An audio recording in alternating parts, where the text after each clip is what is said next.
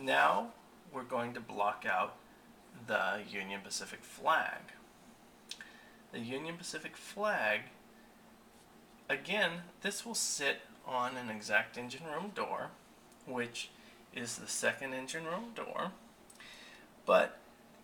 there, again, as I was saying, there is an exact engine room door where this will sit.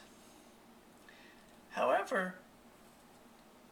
there starts to be a little bit of a place where once you kind of get 2 or 3 pieces of lettering going, you kind of have to allow the fact that if you get it going too far where it starts fighting with that zigzag, if for instance, if your third engine room door is a little too small the way you've drawn it, and you're looking at the actual locomotive and you're trying to put the flag on the exact engine room door that you've drawn, and all of a sudden you look at your drawing, and in looking at the picture, the flag is so far away from the zigzag and the striping, you start to say, wow, this doesn't look like the real paint scheme. It's far more important to make the finished paint scheme actually look like the paint scheme than it is to follow the way it lays on the doors, because the eye will notice the way the paint scheme actually looks far more than it will notice if it's actually sitting on the proper door. So what you should do from here is, just as I was telling you that, I put the post of the flagpole up right where it basically belongs, next to this zigzag,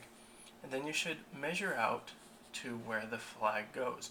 It goes basically to one door back of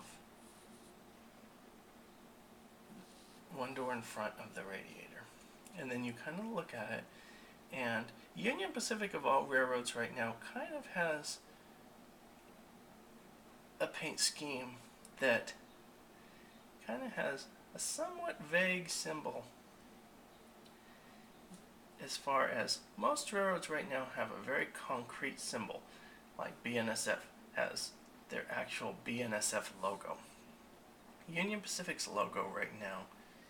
is this American flag, and yes, you have to make it look absolutely exactly like this American flag if you want it to look like a Union Pacific engine. But the thing about it is that this Union Pacific flag is in itself somewhat artistic, and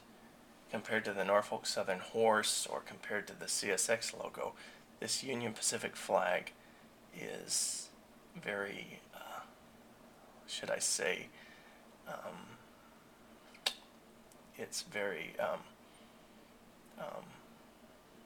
artistic, and if you try to get the exact detail of it, it's hard to reproduce.